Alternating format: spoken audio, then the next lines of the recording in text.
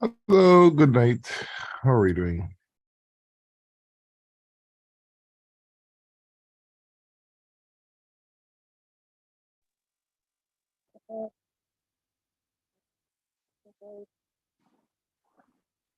Hello, good night.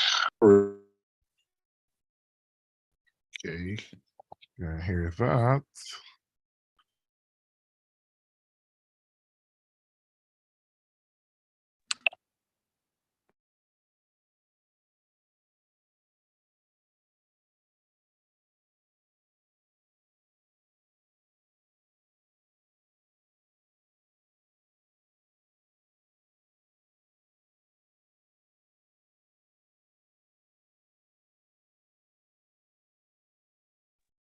So the gaff can be a one-way gaff. If you're gonna gaff, you have to respond. So that's how that works.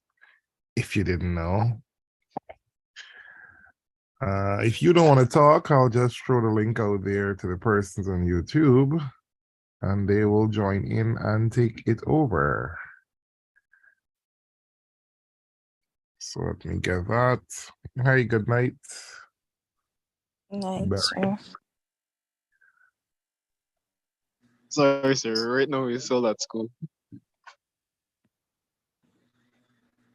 Well, me.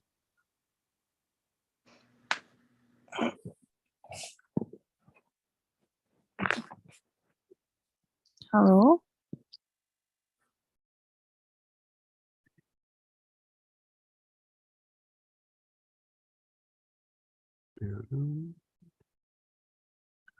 So I've decided to start a series of weekend gaffs where we're going to look at different aspects of the English B syllabus for the purposes of continuing the syllabus with my school students, with my in-class students, and also providing some free sessions for the persons on the YouTube channel.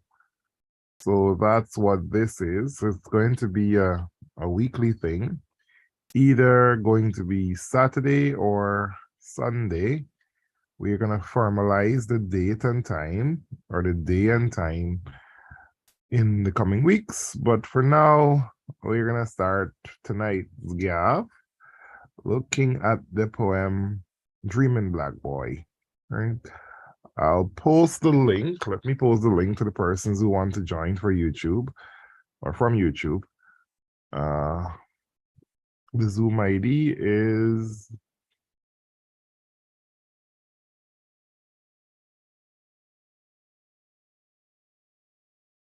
814-585-2761. 814-585-2761. Just have your first and last name when you're joining, so I'll add you in. We are going to begin our gaff this year, this day, tonight, with the poem Dreaming Black Boy. So who wants in? I will give them a chance to join in. The English B syllabus for 2023, the January syllabus, is the same that we have been doing for the past 5 years. But for the May-June exam, that syllabus will change. There are quite a few new poems, about 4 new poems on the syllabus list. And there are some new books. We are going to review those in the coming months. But right now, we are going to start our gaff with Dreaming Black Boy.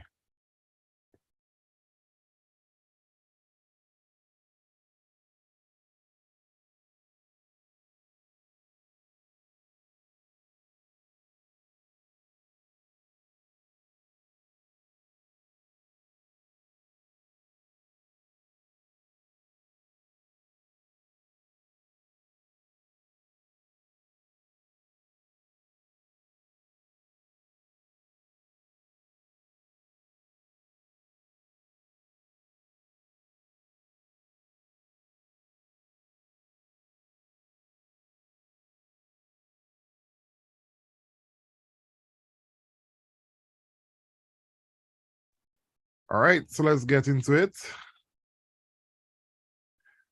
So the poem Dreaming Black Boy, written by James Berry, is highlighting all the things that nobody wants to have, all the things that are bad about slavery and the impacts of racism on a growing child. And particularly, we are seeing a child who longs to be educated, who longs to have the simple things in life. And those longings are basically prevented because of racism. Those longings are prevented because of incidents of race and slavery, right? All right, good. So let's talk a little bit about Dreaming Black Boy. Can I have someone to read that poem for us? Dreaming Black Boy, James Berry. Who's going to read? Me, sir.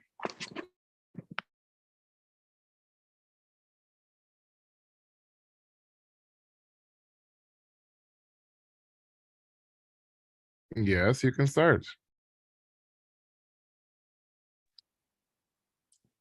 Dreaming Black Boy. I wish my teacher's eyes wouldn't go past me today. Wish he'd know it's okay to hug me when I kick a goal. Wish I, myself, wouldn't hold back when answers come. I'm no wood chopper now, like all ancestors. I wish I could be educated to the best of tune-up and earn good money and not sink to lick boots. I wish I could go on every day, crisscross way of the globe, and no persons or powers or hotel keepers will make it a waste. I wish life wouldn't spin out opposing me. Wish same way creation would have me stand it, would have me stretch and hold high my voice. Paul Robeson's My Inside Eye, a Son. Nobody wants to say hello to nasty answers. I wish torch throwers of knife would burn lights for decent times. Wish plotters in pajamas would pray for themselves. Wish people wouldn't talk as if I dropped from Mars. I wish only boys were scared behind bravados. For I could suffer a big lot. I wish nobody would want to earn the terrible burden I can suffer. By James Berry. All right, good. So James was on to something when he talks about dreaming black boy. So we have a dreaming black boy. So we are seeing that line from right off the title there, that this is not a white boy. This is not any other race. It's a black boy who is dreaming. And the dreams that this boy has seems to be things that somebody don't have to dream for, because they seem to be very basic. They seem to be very simple. They seem to be very ordinary. But yet this boy is dreaming. The word dreaming is showing that he's longing desperately for these things. And the things that he is longing for so desperately are things that everyone ought to have experience, to have on a day-to-day basis. And it's not necessarily because that this boy is any different, but it's just the fact that he's dreaming and he's having all of these thoughts and these dreams and these longings for that everyone is supposed to have. So nothing makes it special that he's having these dreams. Nothing makes it special that he wants these things. These are just basic things that everybody ought to have. It first starts by saying, I wish my teacher's eyes wouldn't go past me today. Imagine you're in a class. How would that feel if you're in a class and you are longing to be acknowledged? You're longing to feel as though you're a part of that class, and the teacher ignores you. I guess that would not feel so nice. So I can see the words highlighted here. I wish, I wish, I wish, I wish. So right off the bat, what do we see there as a device? If that word is repeated so often, what is that? repetition. As a device Repetition. of repetition. Good. Whenever something is repeated, what purpose does it hold? If something is repeated, what purpose does it hold? Why is it repeated?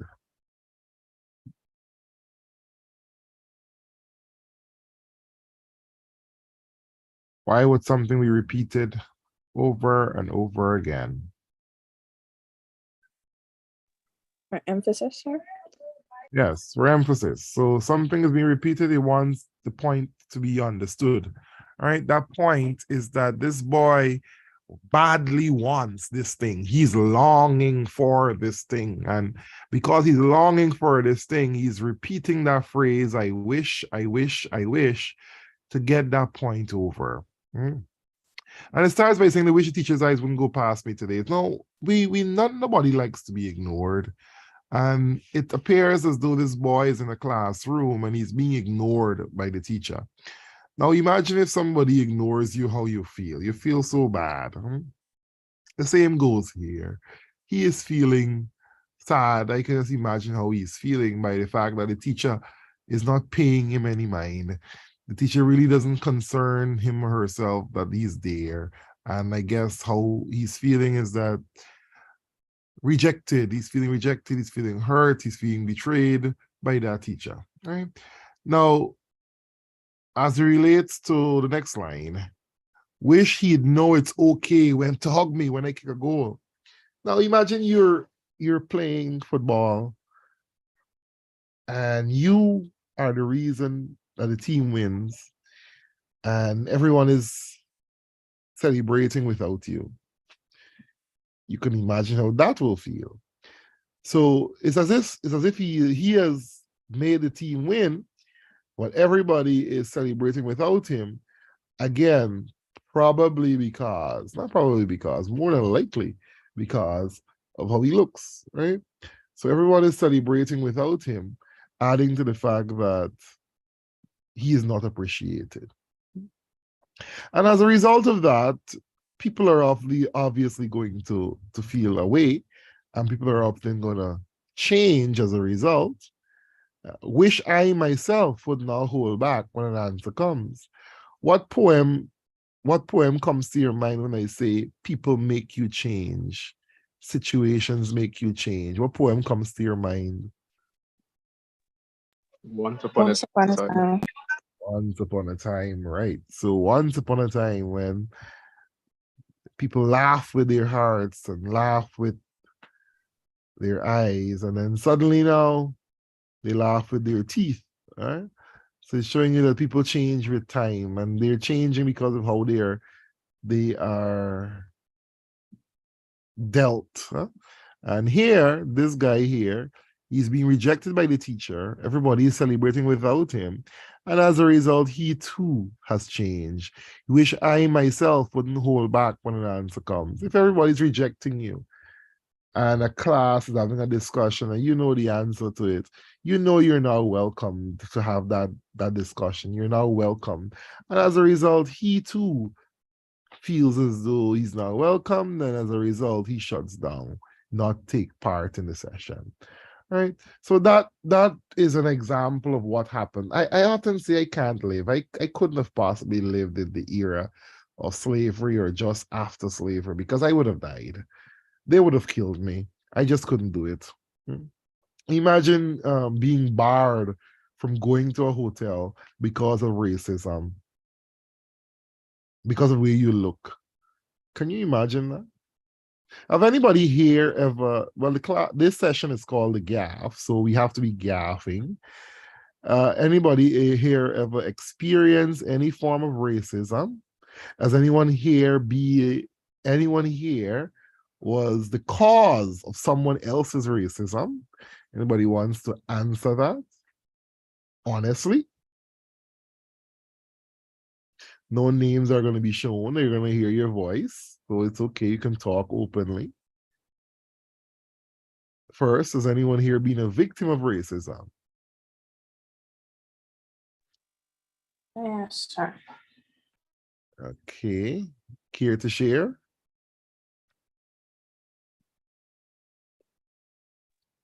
I was in primary school, and it's a diverse country. And they were like, Nikita, your hair can't go in this hairstyle. It's because it's too short. And someone said it's because she's black. So somebody's saying that because you're black, that's why you can't do something? Yeah, my hair can't go a certain way. Ah, okay. Anyone else?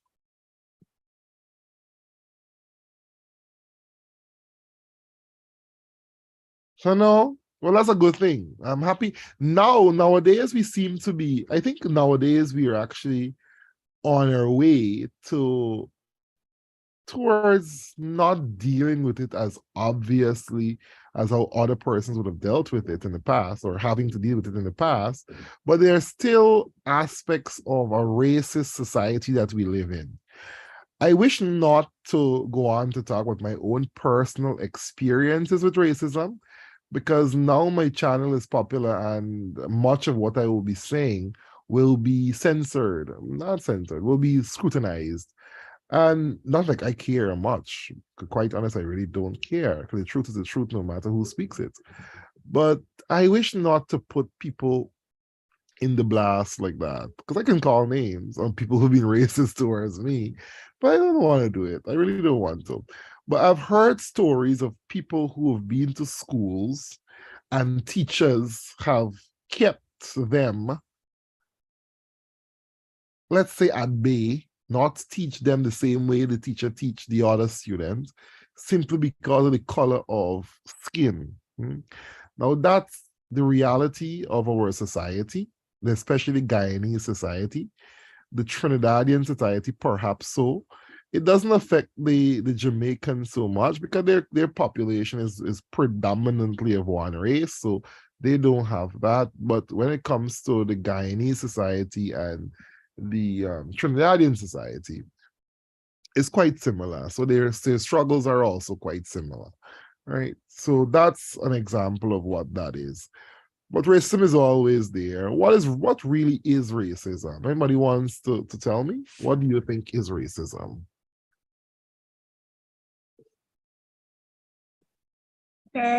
If I had to give my personal view on racism, it would be like not knowing much about that other race and judging them based on stereotypes. Judging a race by stereotype. That's a big word. Okay, good. Anyone else? What's your idea of racism?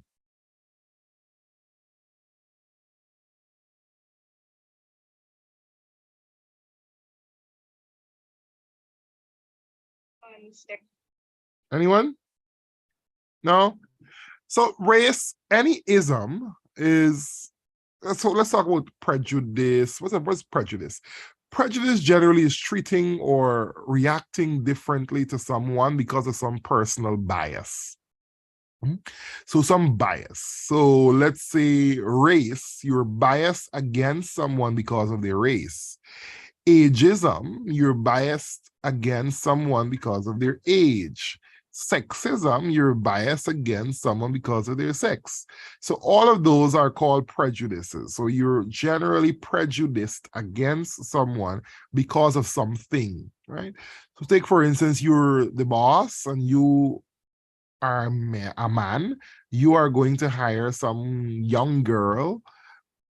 That's two kind of prejudice, even though she's not the best qualified and she is not she's not the best qualified. So you were gonna hire that girl, a young girl, over someone who is more qualified and maybe of a different sex, right? So that's an example of some sort of prejudice. So you are basically an ageist and also a sexist. You prefer one race, one sex over the other. You prefer one age over the other. Young over old, female over male. Right? So that's examples of some prejudice. One of such prejudice is race, where you're going to discriminate or whether you're going to have some bias against one person over the other. And does racism, let me ask you this question. If you were in the room with someone who was biased against someone else that looks different to you, would you speak out against that racism? Yes, sir. Really? I like when you all say yes, because it's not necessarily as easy as people think. Sometimes the skin teeth, the subtle laugh, and so on, is acknowledging that you too have your personal bias.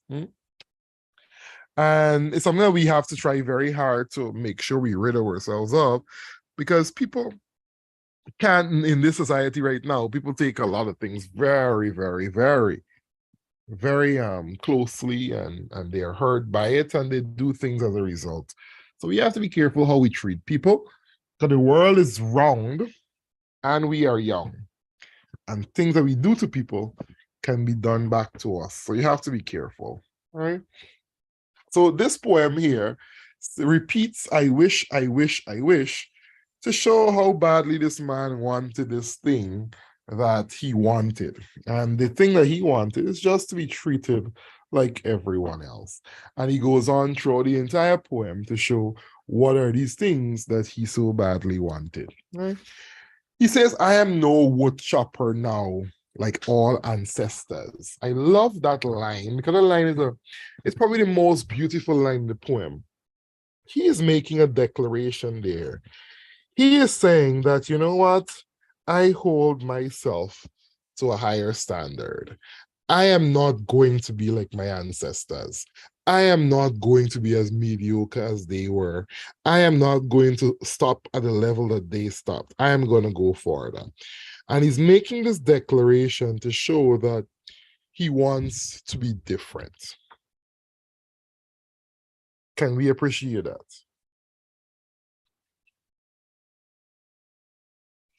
Can we see Yes, that? sir. Good.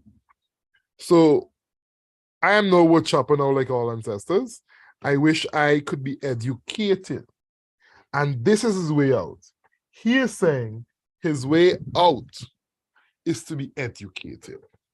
Now, because this session is a gaff and not necessarily just a poem review session, if it were a poem review session, you would have been looking at my YouTube poem and not necessarily be in a session that says gaff. So we have to gaff.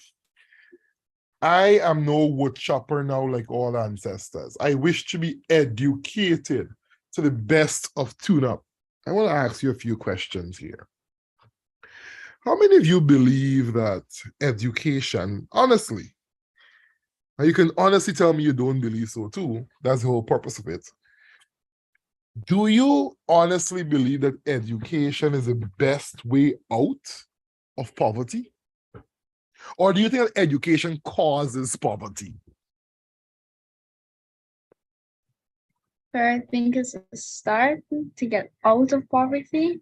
It's a start. Then I love that. I love that. Go on. it's not fully there to being out of poverty, but it could lead you into more debt than you needed. Yeah.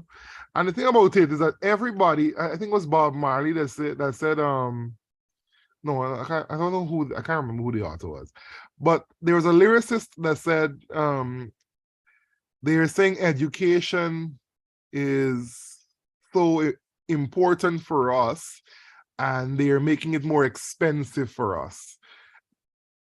Imagine that. The education is the way out, but education is being made more and more expensive. That's ironic, right? If education is supposed to be the way out of poverty, why are we going in poverty to get education? A lot of people put an end to their dreams mainly because they can't afford it. Now, let me hear some career choices that many of you have. Let me hear. What do you want to do when you grow up, when you get older? What do you want to do? Become a psychiatrist. Be a psychiatrist. You first have to be a medical doctor. Okay. Anyone else? Sir, pilot. Pilot. I like it. I heard that. Anyone else? A lawyer. Lawyer. Good. Now,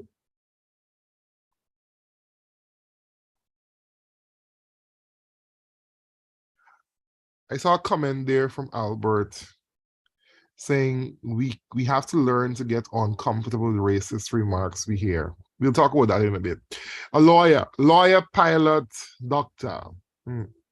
So that's a good list, but it's very expensive. All of those are quite expensive. Now let me show you this. Take for instance me. Since I remember myself, I always wanted to be a medical doctor. That was my goal, right? But by no means was my family ever going to be able to afford that to happen, because coming from a family that nobody has ever gone to university, much less going on to become a medical doctor, was quite a reach.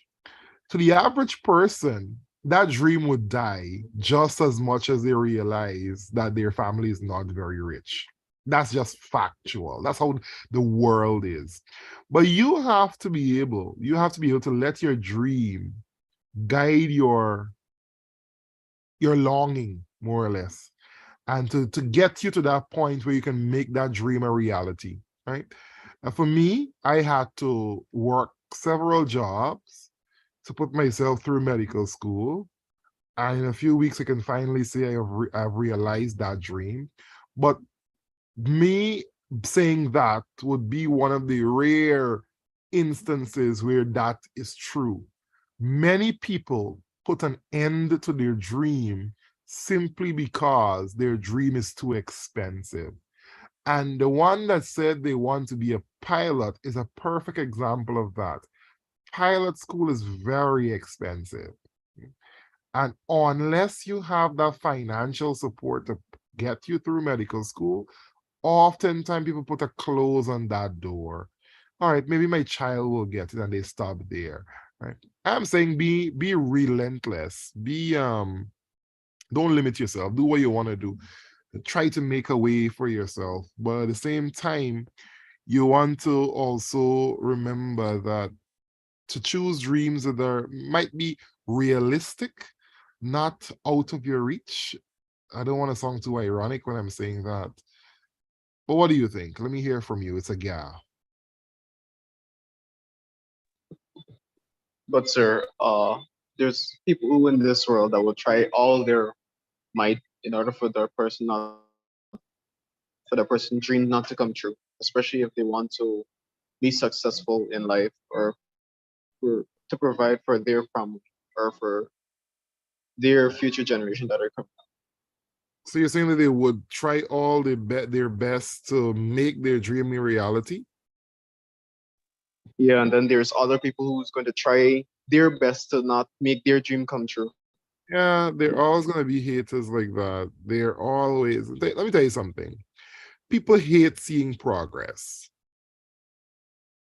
People hate seeing progress. Take, for instance, so I don't know how comfortable I can get by saying certain things, but let me be straight. I recently bought my first car.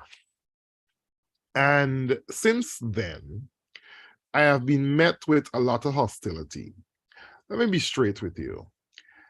I have struggled primarily because of transportation. I remember times when I have been on the road like very late, and I live very far from the city and I work in the city. And it would take quite a long time to actually get a bus to come home.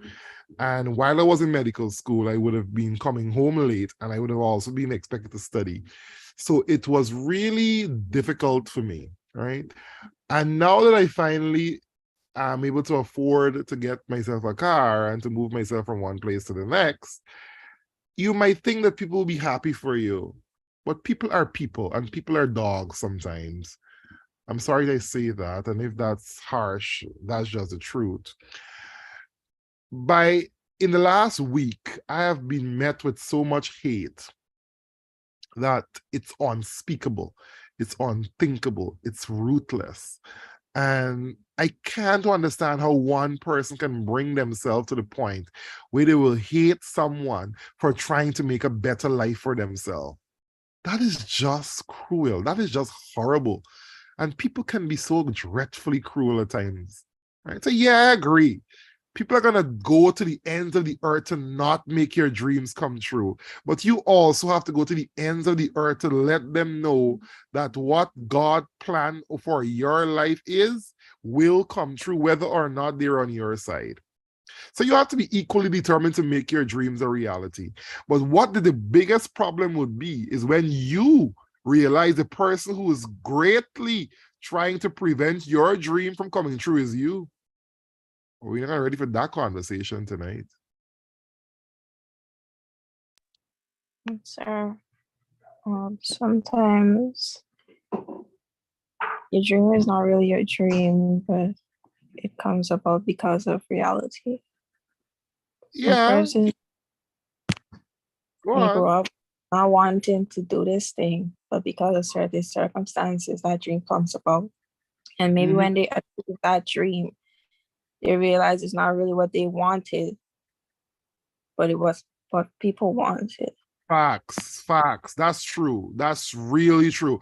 For example, I'm graduating medical school next month, and some of my classmates and I were talking, and a lot of people did medicine, studied medicine, struggled. Medicine is no easy. It's no easy task. It's hard. It's not hard, but just a lot of work, right? And especially when you have to sacrifice so much, and you lose relationships, you lose sometimes your mental health, the amount of things that you have to do, right? So it's horrible. So imagine doing something so hard, so demanding, so taxing, and it's not a dream that you really have. It's somebody else's dream you're living. Maybe your mother wanted to be a doctor, your father wanted to be a doctor, and they themselves couldn't go on to do it. So they're mandating that their child does it. And that dream there, going on to live someone else's dream, is really, really painful. Some of my classmates and I were talking, and they are not, they have finished medical school successfully, but they're not going to actually go on to practice to be a doctor because they realize that it's not really what they want to do. And that's a very sad thing, that you've struggled so much, so many years after, and then realize that the dream is not really your dream. That is sad. But that is just how life is. But sir, sometimes right, you don't get parents right who just want their child do it and they got like a choice to it because they don't want to go against their parents. So they Yeah, just do yeah, the practice. yeah, They just do the practice just for their parents' sake and not because they want to do it. yeah. Because there's a nice meme. There's a nice meme that goes around that says the Caribbean, in a typical Caribbean family, you have three choices: doctor, lawyer, engineer. Well, four choices: doctor, lawyer, engineer, and disgrace. So if you're not a doctor, lawyer, or engineer, you're a disgrace to the family. But yeah, that's just how life is. Sometimes it's actually good. How can you show me how it's good? How can that be good? How can that situation there be good? Sir, at first you might say want to do the practice, but eventually doing it and like start and you realize that you're good at it, the success could make you enjoy it. Yeah, that's one. But it also gives your life a purpose. It also gives your your life direction. And with that direction, you're bound to be successful. It might not necessarily be the exact path you lay out for yourself, but it gives your life purpose, and purpose is meaningful. Any other contributions on this topic? Anything else anybody wants to share? It's a gaff after all. Sir, Sir, if, I'm listening.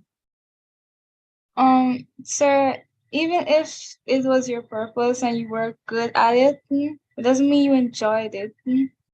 or Mhm. you actually like it. Yeah, true.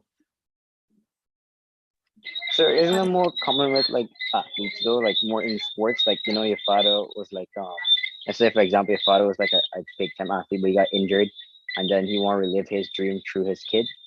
So they have to like train to become that superior athlete, like what his father was, even though they don't want like to do the sports or so. It's not just athletes, it's in every aspect of life. Every single aspect you can think about, it happens. Uh, Parents wanted to be a doctor, they couldn't do it themselves, so their child has to do it. Lawyer, engineer, teacher, it happens all over. It happens really all over, right?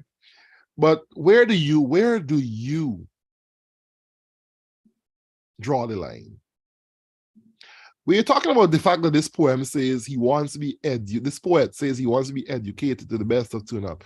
So he believed that education was his way out of poverty. He believed education was how his life would change.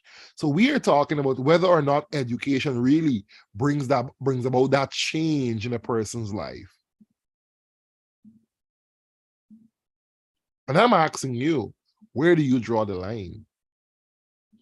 Are you going to tell your children what they ought to do or what they ought not to do in terms of their career?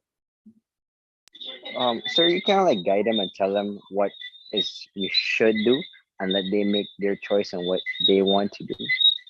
Mhm.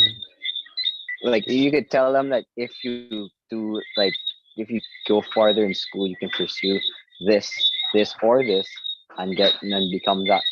But it's up to them to choose what they want to become. You can only give them all the job opportunities and all the opportunities if they wish to pursue it or not. There was a 'Cause at lovely the end of meme. the day, it's their choice, right? Yeah, it should be their choice. But there's a lovely meme that says, I will not tell my child that he or she has to become a doctor. I'll give them the choice of what medical school they are to go to. As in, if you're going to give them the choice of what medical school they are to go to, then you're basically telling them that they have to become a doctor. So you're basically telling them that they have to do medicine, right? But that's just being funny. What would you tell your child? What do you think, Renee or Rianne? Would you tell your child what they ought to study? Albert, what do you think? Sorry about that. I was trying to unmute. No, I wasn't.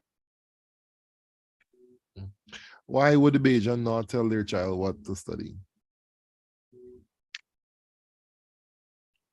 Because I think the child should do what they want to do. If the child wants to be a professional disc jockey, a DJ, that's what they like to do. Hmm. I think the parents should give the child advice. Advice. And then the child makes a decision. Yes, please. Okay. Albert, what do you think? Sir. So I got questions. If they want to do it right and they're talented, would you like not allow them to do that? Because if they have a talent for it, then shouldn't you give Oh, them the opportunities to become I the best haven't of I what they haven't can be? given you my opinions yet. I'll give you my opinion soon. And you guys might not like it, but I'll give you my opinion soon. Albert, what do you think?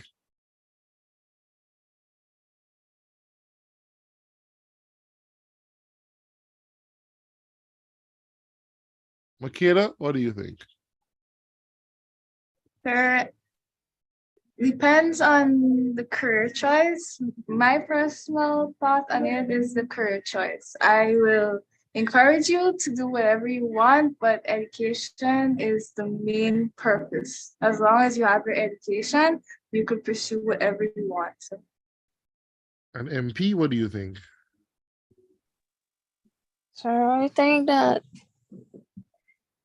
I should at least allow the child to express their talents before instructing a specific career on them. Because yeah, sometimes the career might give them a purpose, but maybe that purpose isn't really achievement to them. It's Mhm. more of achievement to you. And You. then I think with some parents, if that child fail to live up to their standards, then it's worse than the parents themselves failing to do their own dream. That Mhm. makes sense. Yeah, it does. Anybody else? Sir, but aren't there like kids who are better at other things in life than school itself? Like you'd find people who might find athleticism like they're more athletic than doing school. So when would you deny them the opportunity of doing that sport just because they don't want to pursue school? Good. I like that. I like that rationale. Now let me be straight with you. I see Albert. You want to speak now?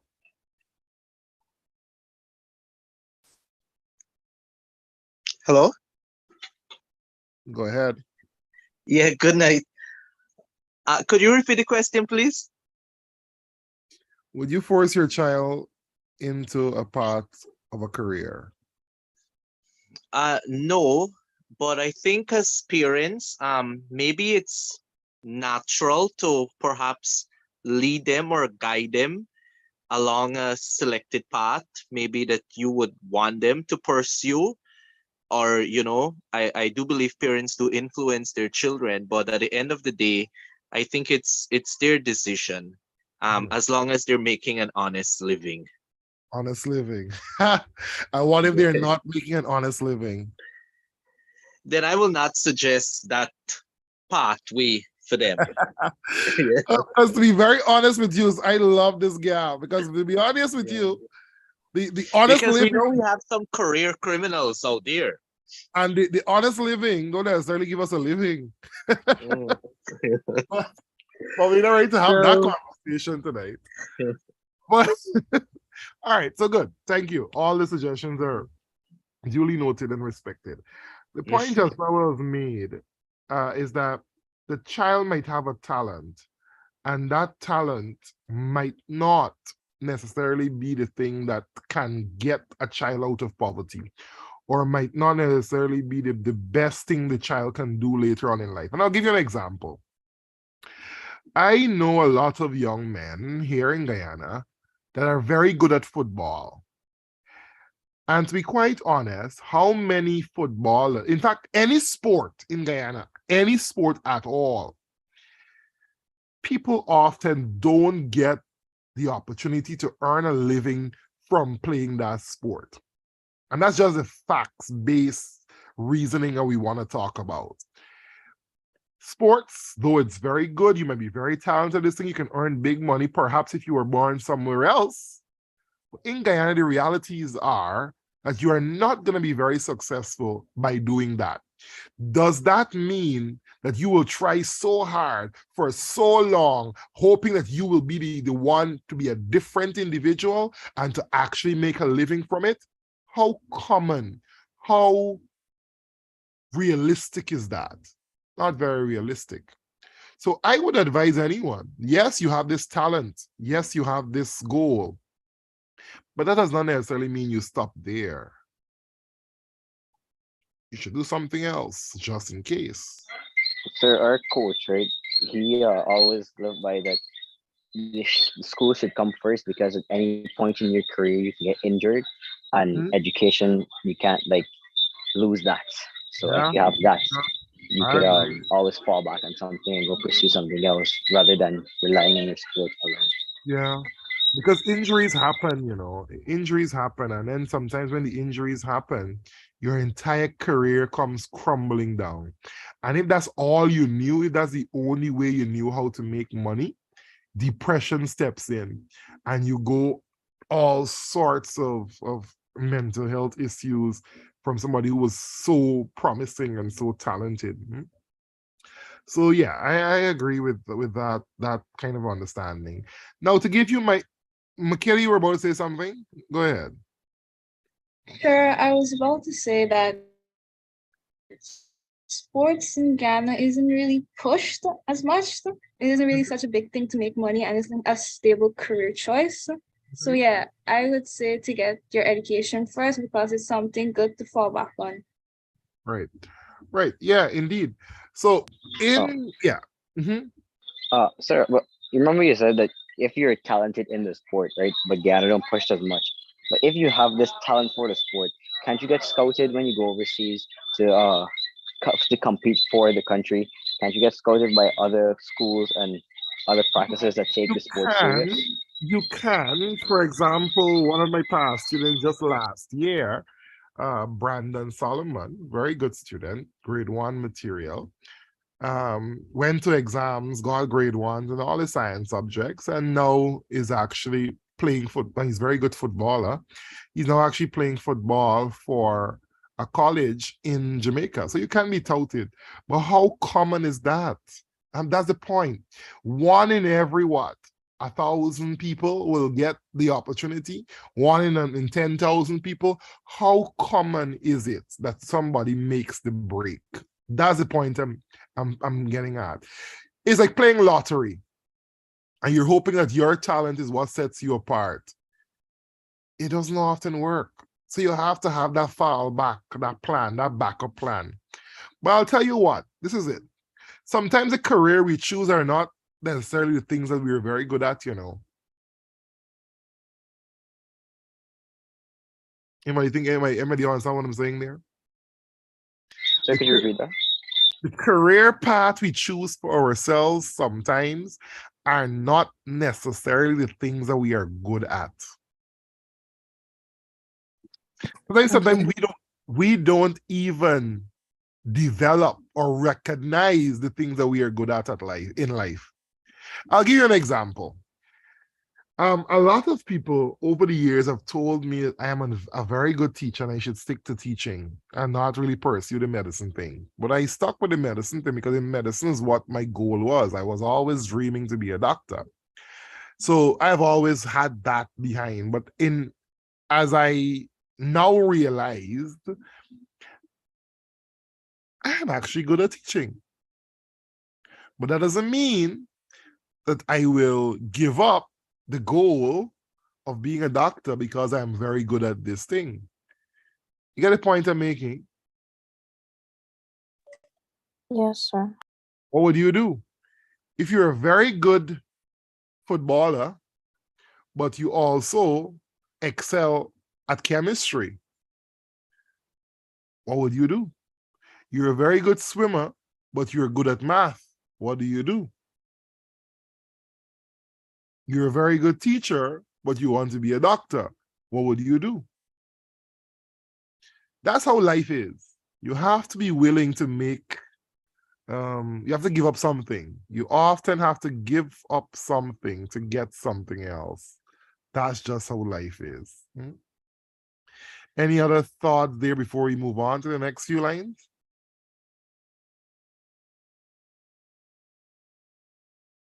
No? Right. So this guy believes that education is his way out.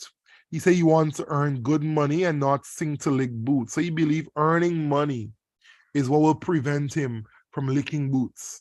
Now, that's a very good reasoning. That's a very good line because it tells us that people respect you only when you get money. And that's very truthful. You might be useless, totally useless to somebody, but the minute you start getting money, you're respected. People value money. People value you when you are important. And how do they assess your importance? They assess your importance based on how much you earn. And this is why teachers are not really respected, you know. Teachers don't often earn a lot of money. And because of that, people often think that teachers don't deserve respect. People equate with the amount of respect you give someone with the amount of money they earn. That's just how the world works, right? This guy is saying he wishes to be educated to the best of tune-up so he can earn good money and not sing to lick boots. He wished to go on every crisscross way of the globe. In other words, he's saying he wants to go all over the world. and no person or powers of the hotel keepers can make it a waste. There used to be a time when people who were Black were prevented from going into hotels, from going into certain places. In fact, there used to be a time not so very long ago, just over like 50 years, 50, 60 years, where Black people were not encouraged or were not allowed to study in any university. There used to be, not so long ago, Black people were not allowed in the same seats as a white man. Not so long ago, Black people were put at the back of buses. It's really not a long time ago, you know. It's less than 50 years ago where these horrible things used to happen. So we have come a far way, and we are still moving along that path. But the thing is, how many instances of this still happen on a day-to-day basis? A lot. Or we don't talk about it a lot. But people are often barred because of how they look from doing certain things. Let me take, for instance, let's be real here. In Guyana too, oftentimes a boy who might look Indian might not be allowed to play football. Why? Because oftentimes some people think that this football playing thing is supposed to be for little Afro-Guyanese or little boys that look like African descent. That is one example of racism. Another one might be that little Black boys are not allowed to do swimming. Why? Because he looks not like the typical person who swims. That's how our reality is. That's how our situations are. Yes, Vishal, go ahead. Sir, as you see, the changes has happened where less and less of racism is decreasing. But you think there'll ever be a point in time where there is no racism, or you think it'll always be part of society? There'll never be that time. It will never happen. There will always be, and if we don't have racism, we're going to have colorism. What's the difference? There will start to be a time when among Black people, they will often think that the lighter skin one is the more important one. They're all Black, but the lighter Black one is more important. That's colorism. This is something that happens a lot in India. The Indian society is deeply rooted on social stratification. Social stratification is a term used in sociology to describe how a person is put into a certain group or class based on a certain thing. So, for example, people in India are put into a strata, into this hierarchy based on their color of their skin. Automatically, if you are born in India and you have a light skin, automatically you're shot up on the ladder. You're more important than someone else. That's how the society is. Is that racism? No, it's not racism. They're all Indians. It's colorism, social stratification. I don't think there will ever be a time where we are rid of racism completely. I mean, we can try. What we can try to do most of all is to ensure that people are not barred from doing things because of their race, but there are always going to be acts of racism. If I tell you some of the things that I've experienced personally, I probably will tell my class physically in school and not tell the whole YouTube, but I have been dealt some horrible experiences because of what I perceive to be as race. And that was probably the only thing that could have been a justification for the way I've been treated. Right? But there's some horrible people out there. What you have to learn to do is not become bitter because of what you've been through. And it's easy. It's easy to become hateful if you go through something that changes you. But you have to try and let yourself not to be changed. James is telling us he wishes that to go through life without being opposed, because Black people were often opposed because of how they appeared or how they looked, right?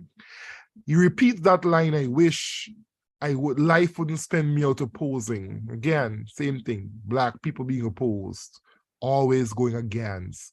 Wish same way creation would have me stand, it would have me stretch. What is he saying there? Very good line. He's saying the same way the society would have him live, society will give him the best opportunities to get to the point where he can attain anything he dreamed for himself, to stretch and not just to stand. Paul Robeson is a Black man who made it in life, who was successful. And he's saying that he wants to be like Paul Robeson, who is like the son, that one Black man that made it through. So he is saying that the same way society would have him stand, he wants to also be like Paul Robeson, the one Black man that made it through, the one Black man that stretched. And nobody wants to say hello to nasty answers. The thing is that people often will tell you no. People often will tell you horrible things. But where do you stop? Where do you zone out? Where do you say, this is not for me? To be quite honest, I hate being told no, so I don't ask for much. I would, in fact, let me tell you this. Much of what I own, in fact, 98% of what I own, I have given to myself. Why? I hate being told no. And I also hate people thinking that because they give you something, you owe them something. So you don't ask somebody for nothing. And similarly, I want to tell you too, as you go through life, try not to ask people for everything. I know that might be very hard for some of you because you're spoiled and your parents would have given you everything. But you have to start learning to save money that the same parents give you as allowance to support yourself with a few things that you want. That's going to teach you how to do it when you're working for your own money. But you got to do it. Right? Contributions, let's hear from you. Well, sir, although your parents might give you give us the money and spoil us the stuff we want, right? Sometimes as a kid, don't you get that urge where you feel like you're asking them for too much, and that sometimes you could see their face chasing this pressure and like not want to ask, even though like you want something but you wouldn't ask because you feel bad to ask for this thing, although you could see them struggling. Yeah, that's deep. Yep. You might need something, but you don't want to ask just because they will tell you yes, they will give it to you, but it will hurt them still. They have to make cuts just to give you a certain thing. I'm sure it got mothers too, where although they rather work like extra overtime or even find another job just to provide for their kids because they love them and they don't want to say no. And them same kids that are go on to be ungrateful later on in life. Sure. To me, it builds an We're not hearing emotional you. standpoint of be more mature. Sir, the way our parents treat their child or how they treat to spoil them, it matures them in a different way. Because if you spoil them unconditionally and give them everything they want and everything they need, they won't know how to function by themselves.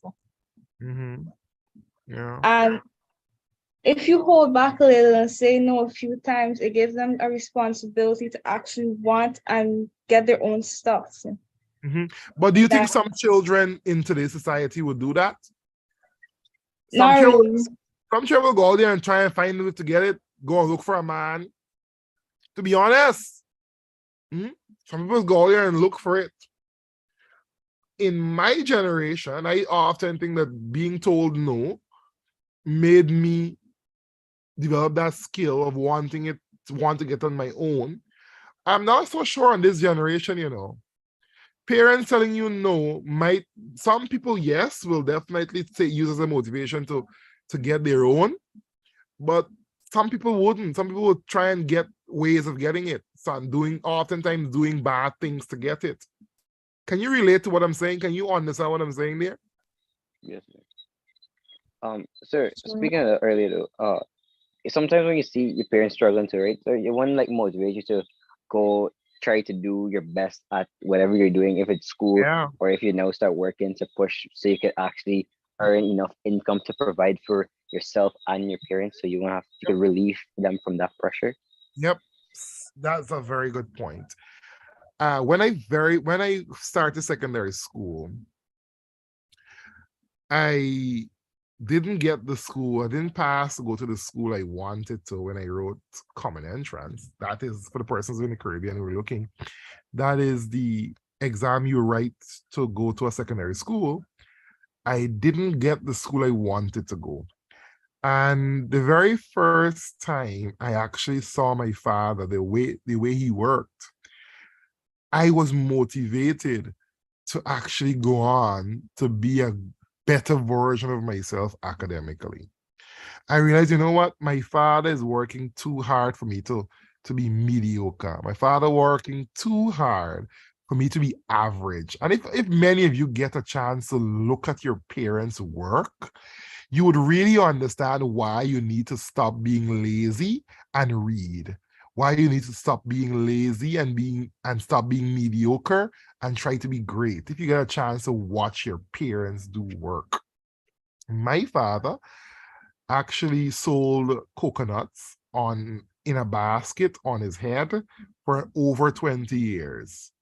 I saw him one day picking that basket up and going in the rain and selling those coconuts to random people who would buy.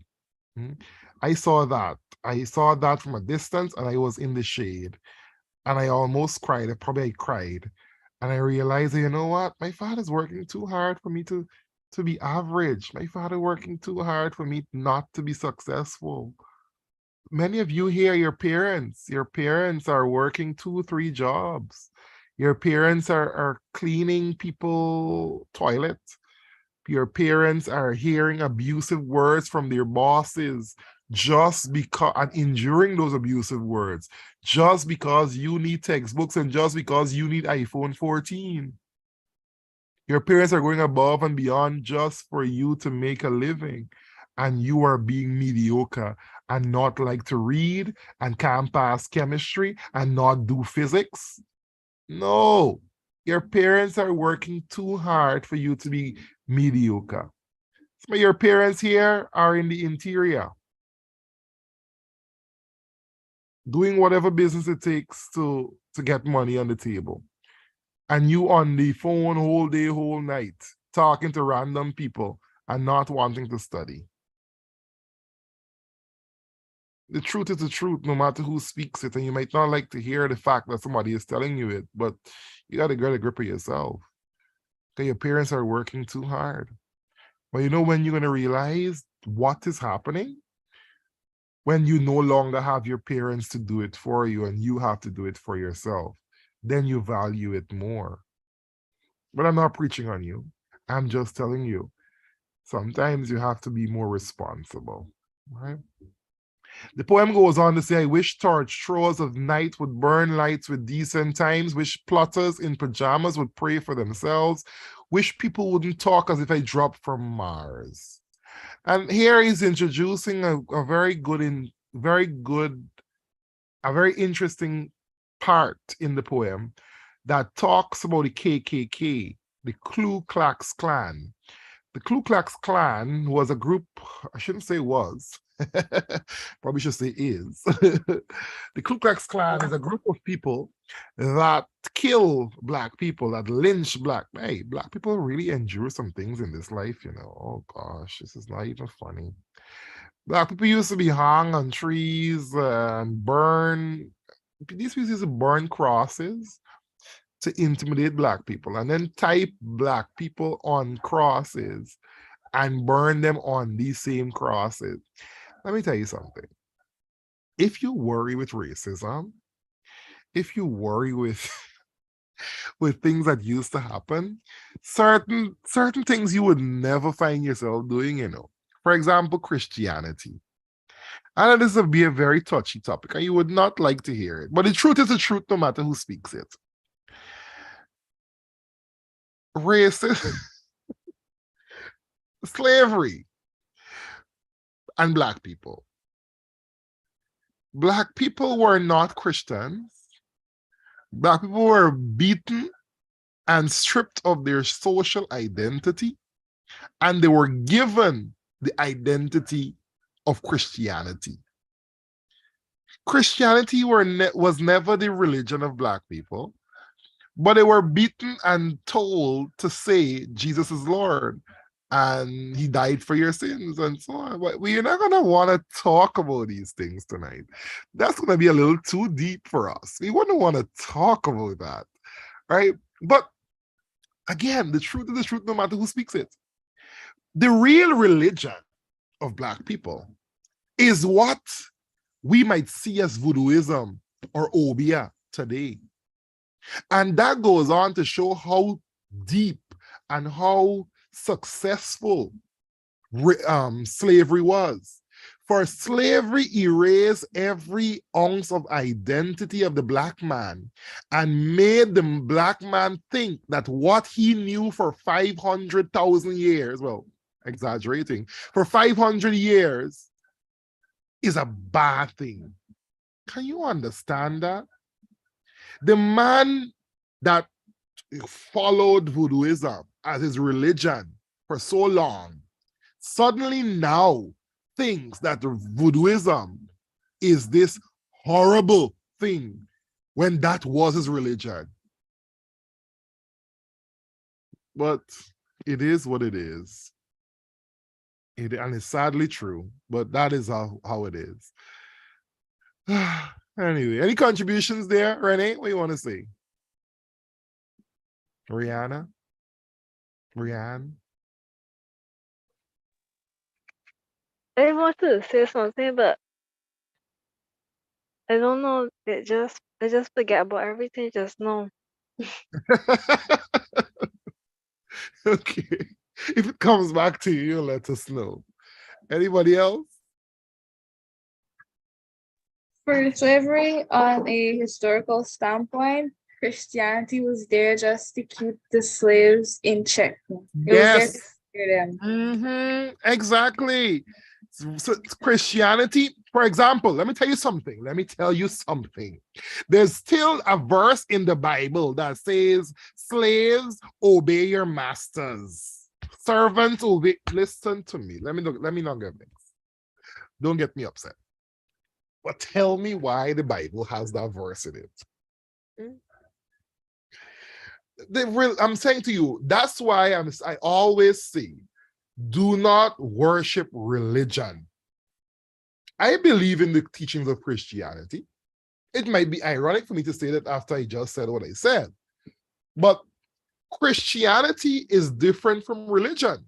And it might take some understanding to understand what I'm saying there.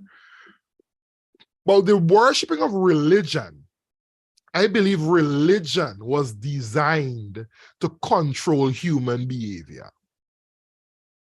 Religion was designed to tell us how to act, always. And it came from slavery. Many of what the slaves went through, they were told that the religion wanted them to go through it. Now you gotta tell me where Jesus was when all of these people were suffering for so long. But we're not gonna have that discussion tonight. I am a Christian still. Certain also religion, like in certain religion of other beliefs, they don't say that they have to like sacrifice things or persons to achieve certain things. So wouldn't that be a destruction to mankind? And you don't always get what you want when you do that sacrifice.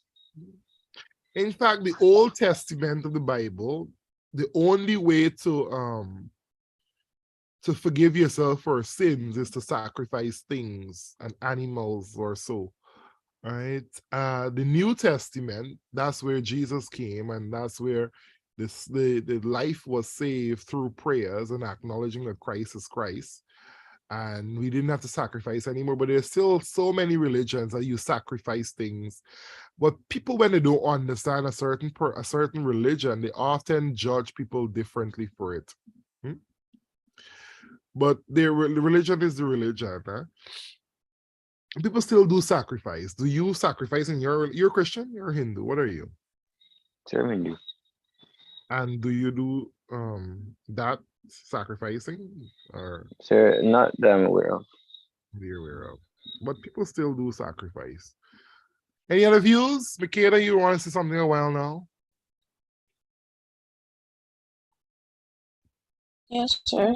I was watching online and they're like, they don't really want persons to be a part of their culture, like wearing their cultural wear and stuff. So my views on it is that if you allow persons to experience your culture, wouldn't that help them to understand you and maybe not disrespect you rather I than agree. you? So I don't get why people like this. Me being, and that's why I like when I see people wearing different cultural clothing from different races. I love when I see that. But your boy can't afford to buy certain Indian wear because them things are very expensive. Vishal, how many Indian wear do you have? Sir, like 3. Can't Oh, afford a lot, sir. if you, the Indian boy, get only 3.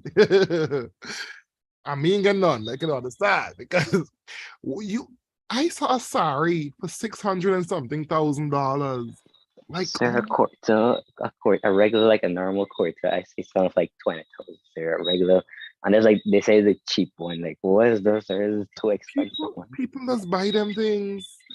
But yeah, that's what I like when I see things like that. I personally would add that. I personally would do that because it teaches tolerance.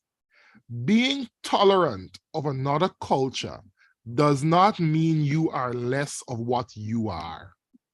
Very important point. Being tolerant, being respectful of someone else's culture does not make you less of who you are. Do you know what I'm saying there? Yes, sir. Some people don't go to Jandi's. Jandi is a ceremony that people of Hindus hold to give thanks. Black people do Thanksgiving. Not black people, sorry, that's racist. Christians do Thanksgiving, where they offer prayers, thanking God for attaining certain things. The Hindus do the Jandi. Some people would say, oh God, it's against their religion to go to a Jandi. Why? Why is that against your religion? Being tolerant is not accepting the person's religion. Being tolerant is just showing respect for that person's religion.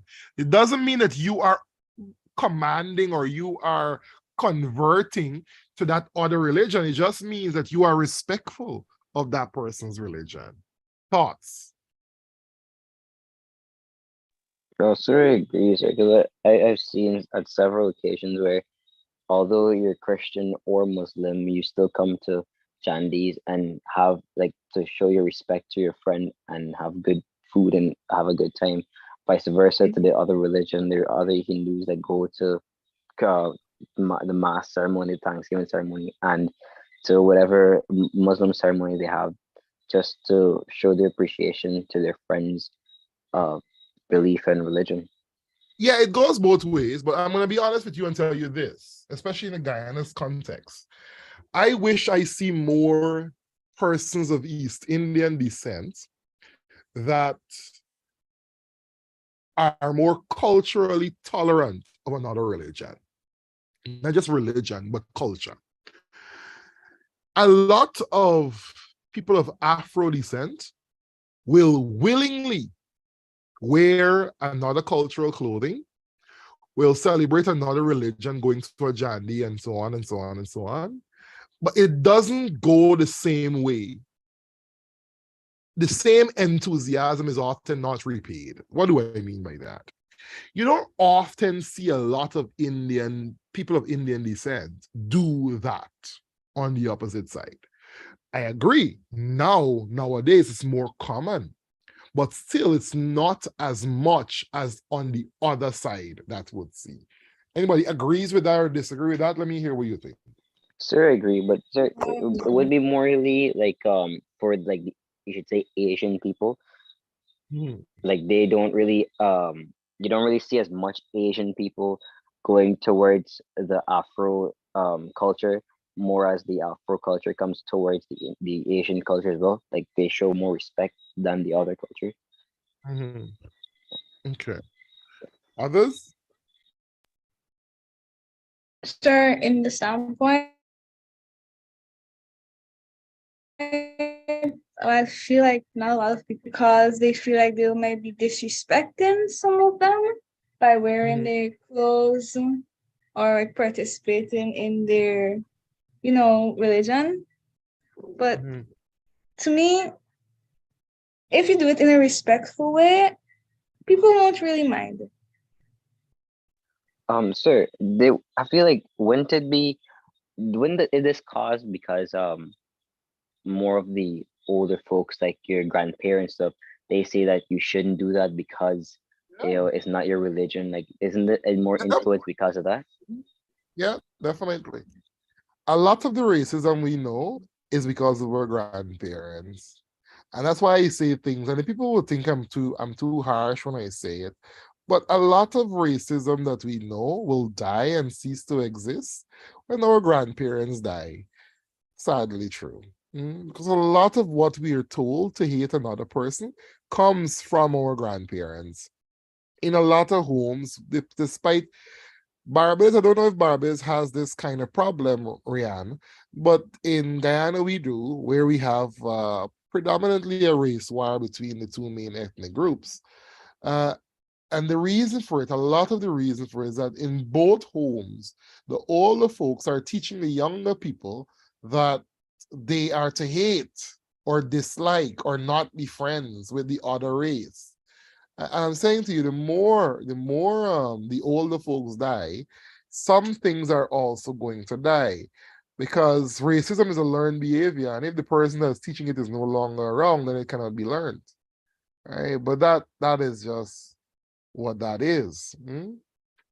But sir, how can you change racism, right? If the grandparents continues to teach the generation. So let's say, for example, your grandparents taught you, and then you, knowing that only, will teach your children the same thing. So it can't really die with them because they're always going to leave that unless you have that one exception where the child doesn't have that the same belief as like I'll, it shouldn't be you shouldn't be racist.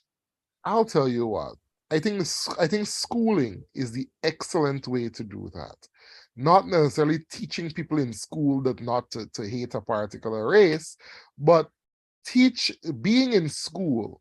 School is a multi-ethnic grouping that people oftentimes are forced to experience other cultures, other races, socialize with those other races, and experience those other races. And because of that, people get to understand, well, look at this.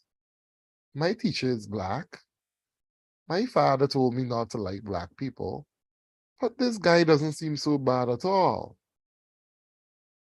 My teacher is Indian. My mother told me a good Indian doesn't exist. But here my teacher is reaching out to me and is doing a very good job. This is not necessarily true. This is a good guy. And that there is how that idea dies.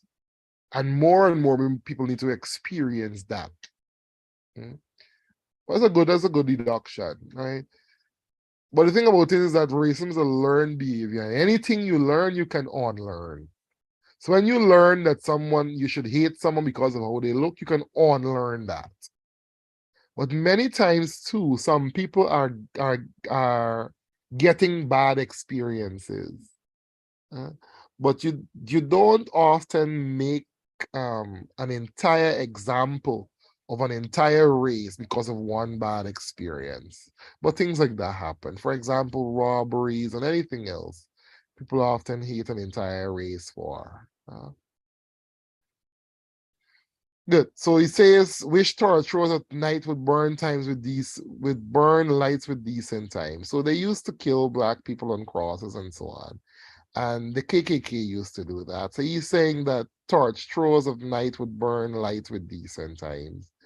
In other words, they wish that they would get with the times and realize that this is not what it ought to be. This is not how it's supposed to be. Right? Wish people wouldn't talk as if I dropped from Mars. He wish people wouldn't be so uncaring, so unkind, right? I like to be blunt, but my bluntness don't necessarily hurt people. I don't think so. I hope not. But what he is saying is that people tell you hurtful things right off the bat. You can't do this because you black. You can't do this because you this, you that, and go on. He is saying he wished torch throwers of night wouldn't talk as if he dropped from Mars. They wouldn't talk as though he doesn't have a heart or a soul or he doesn't have emotions. They would be respectful of the fact that he is human too. Right? He wish only boys were scared behind bravados. He wish only children were scared. But imagine adults too are scared, and the adults are scared because of what they have experienced. So he's wishing that only children will be scared, not adults. For I could suffer a big lot. He acknowledges that if life continues the way it is, he would suffer because he will not live out to its true potential. Right? I wish nobody would want to earn the terrible burden I can suffer. What is he saying there? He doesn't wish it upon anyone else. The things he has endured, he doesn't want anyone else to also endure it. He wishes that they would be able to be the best versions of themselves and are not limited by their race. Very good deductions. Final thoughts? Sir, although he wishes that that's not the case in or today's society, because as you said, racism, although we've come far, it's very difficult to change that because there's always going to be persons who are always going to be racist to another. Yeah, there are always going to be people. Right? But you just have to be able to not make that affect you too much. And you have to be willing to cut some people off too, you know. But don't cut off people because they are against you. You should be able to cut off people too when they are against someone else that they shouldn't be against. For example, you might be friends with a racist that that are saying bad things about another race in front of you. The mere fact that you are still their friend tells that you are guilty as they are guilty. You might not necessarily be saying the same things, but you are acknowledging what they have said without correcting them. So you too are guilty, right, of those things. And we have to be able to rid ourselves of those qualities. And when we do that, we're one step closer to ridding our world of racism. Final thoughts from anyone? Sure, as a child, you might not understand like what's going on or comprehending what these adults might be telling you, or even if their race is being directly to your face as a child, it could even be your teacher or someone you know. Mhm, Growing up, that hurts. That hurts a lot mhm. because you feel like you're doing something wrong in your own skin. Yeah. And it makes you hate. It makes you hate yourself, you know. For example, I have heard stories. This has not really affected me because I don't know why it didn't affect me so much. When I say affect me, it didn't affect me to the point where I wished myself, wish I was lighter. I can't ever remember I wish I was lighter. I can't remember that. But it makes people think that they need to be lighter skinned to be respected in society. I wish I was actually darker. And so I know people, I know a lot of children who went on to actually buy skin bleaching products. It's a major problem in Jamaica. People go on to buy skin bleaching products to lighten their skin because oftentimes they are treated and respected more if their hue is lighter, if their color is lighter. Some of you might never, or a woman like Makeda would never understand that. Would never understand how people are treated because they're dark, right? Only a dark person can tell you that. But let me tell you something. There are some struggles that some people have. Let me tell you, for instance, being black is one struggle. That's how society sees it. Being Rasta is another struggle. Those are the two struggles I had to deal with all my life. And coming from a family that do not necessarily have wealth is another struggle. Right? Yeah, Rianne, I have we'll talk about that just now. Yeah, that's three struggles I had to deal with in my lifetime. Oftentimes when somebody sees a black man, he's often perceived a thief. And when you see a Rasta man, a man with locks, he's often perceived to be a smoker or some drunkard or some uh, person who's going to abuse alcohol or abuse some drug, right? That's how society sees it. And you have to break those stereotypes. In the Indian household, when you see an Indian man, oh, he's a drunkard, he like drinking enough rum, and he can beat his wife when he go home, and things like that. Those are some other stereotypes that we have to deal with and come against. All right. But we have to be willing to end those stereotypes.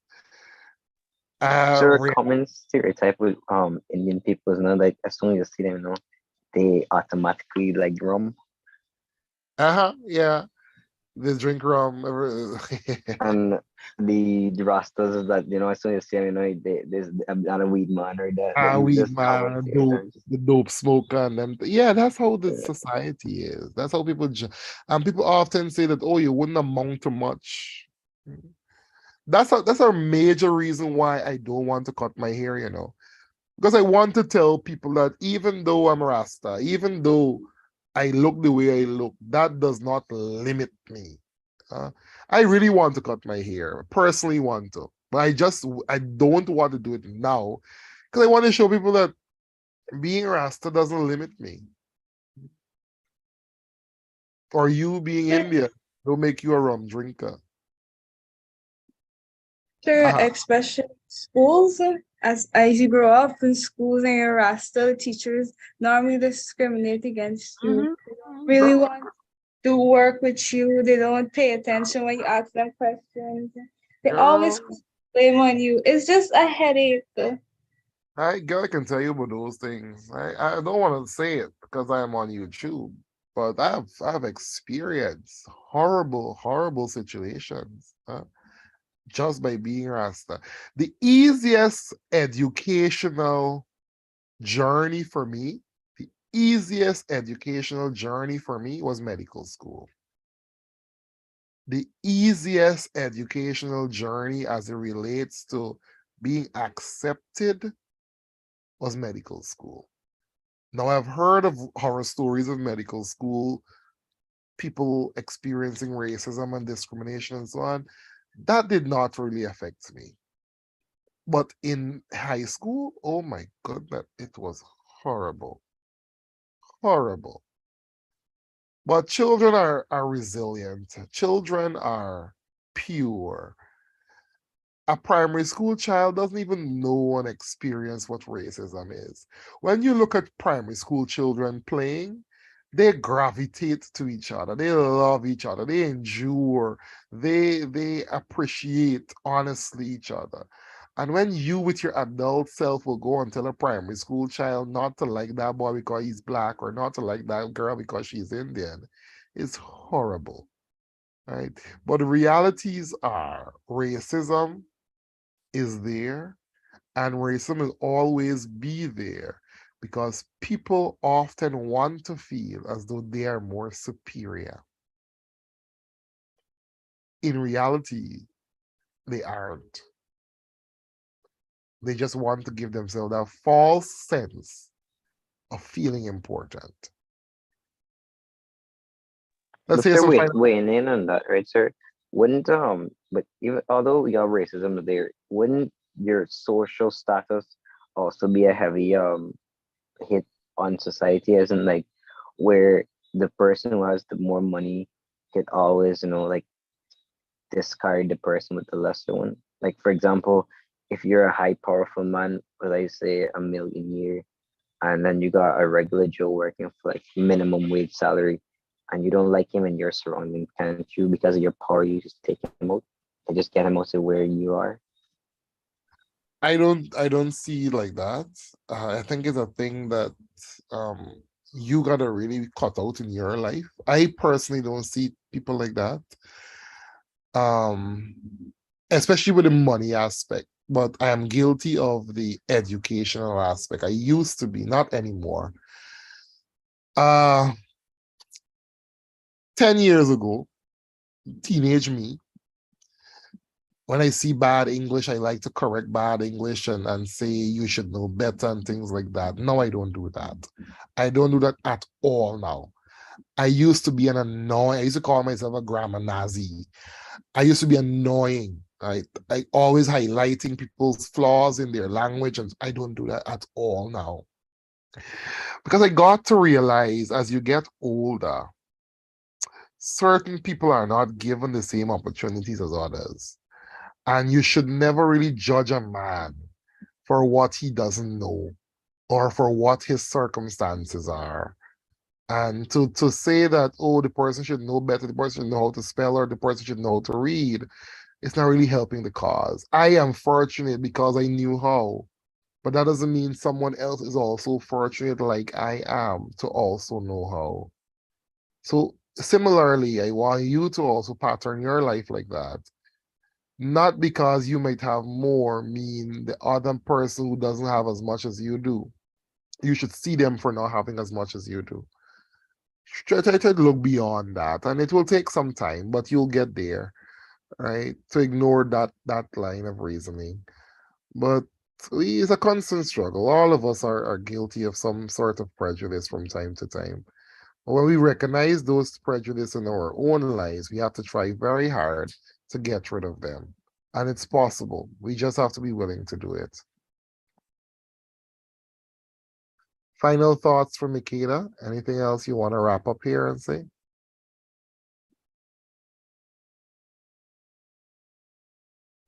No, sir, that's it. Nikita, too? Anything else?